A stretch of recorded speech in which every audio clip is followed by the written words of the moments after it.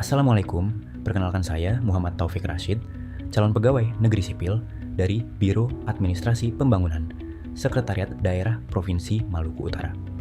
Video ini adalah perjalanan saya selama masa aktualisasi Latsar, calon pegawai negeri sipil Angkatan 4, kelas B, nomor daftar hadir 22. Jujur, ini bukan proses yang mulus. Ada hari-hari saya harus bolak-balik ruangan cuma untuk memastikan satu laporan tidak tercecer. Ada momen bingung harus mulai dari mana. Ada juga momen kecil yang bikin semangat lagi. Waktu ide Epala ini akhirnya mulai kelihatan bentuknya. Epala lahir dari satu masalah sederhana yang sering luput. Pemantauan dan pertanggungjawaban laporan pelaksanaan pembangunan yang masih bergantung pada satu orang sepanjang 7 bulan siklus pelaporan dan berakhir di bulan ketiga tahun selanjutnya. Dari situ, saya mencoba menjawabnya lewat 4 kegiatan yang akan Bapak dan Ibu saksikan berikut ini.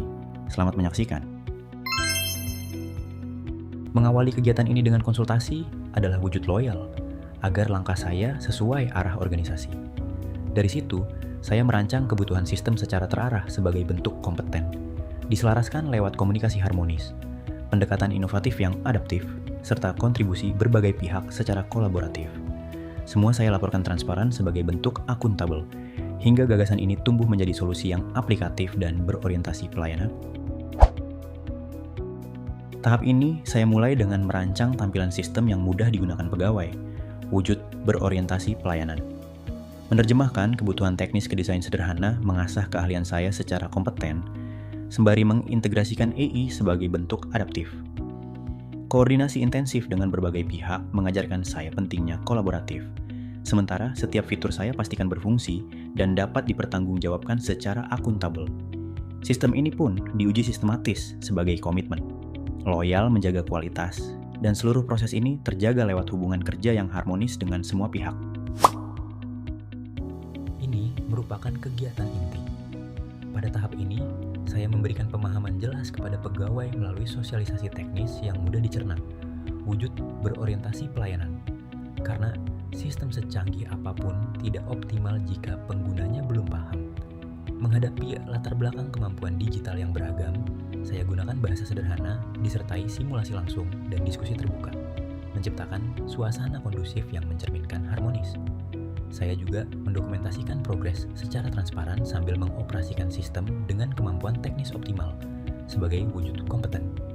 Untuk memastikan pembaruan data tepat waktu, saya menetapkan jadwal berkala dan memanfaatkan fitur pembagian tugas bersama, sehingga proses berjalan lebih terkoordinasi secara kolaboratif. Laporan progres saya susun jujur, tepat waktu, dan dapat dipertanggungjawabkan, sejalan dengan nilai loyal sekaligus akuntabel. Data yang banyak dan beragam saya rangkum sistematis dengan format konsisten setiap periode, sehingga mudah dipahami dan langsung menjadi acuan pengambilan keputusan, sebuah bentuk adaptif yang saya bangun dari proses ini. Tahap ini saya awali dengan menyusun instrumen evaluasi yang terstandar dan terukur, sebuah proses yang menuntut ketelitian ekstra, wujud akuntabel sejak perancangan awal. Saya melibatkan masukan pegawai dan pimpinan agar hasilnya representatif, bentuk kolaboratif, sembari mengumpulkan umpan balik secara terbuka dan menjaga suasana evaluasi tetap kondusif, cerminan harmonis. Dengan pendekatan personal, saya mendapat data yang lebih jujur dan mendalam melalui metode pengumpulan yang sistematis, nilai kompeten yang terus saya latih. Data yang beragam saya analisis mendalam dan berbasis bukti, wujud adaptif, hingga menghasilkan rekomendasi peningkatan layanan internal yang berorientasi pelayanan. Seluruh proses ini saya jalankan sebagai dedikasi dan kepatuhan penuh loyal. 4 kegiatan ini mungkin terlihat sederhana di atas kertas, tapi di baliknya, ada proses yang tidak selalu berjalan sesuai rencana. Ada revisi yang harus diulang, ada koordinasi yang butuh kesabaran ekstra. Ada juga rasa lega setiap kali satu tahapan berhasil dilewati. Yang saya pelajari dari proses ini bukan cuma soal membangun sebuah sistem, tapi soal bagaimana nilai-nilai berakhlak itu benar-benar hidup dalam pekerjaan sehari-hari, berorientasi pelayanan, akuntabel, kompeten, harmonis, loyal, adaptif, dan kolaboratif. Epala baru langkah awal. Masih banyak ruang untuk berkembang, dan saya berharap sistem ini bisa terus bermanfaat bagi Biro Administrasi Pembangunan ke depannya. Terima kasih sudah menyaksikan perjalanan saya. Wassalamualaikum warahmatullahi wabarakatuh.